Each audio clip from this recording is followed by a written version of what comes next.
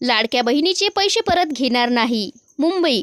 राज्यातील कुठल्याही अपात्र लाभार्थी महिलेकडून माझी लाडकी बहीण योजनेचे पैसे परत घेतलेले नाही किंवा पैसे परत घेण्याचा कोणताही निर्णय शासनाने घेतला नसल्याचे महिला व बालविकास मंत्री अदिती तटकरे यांनी स्पष्ट केले.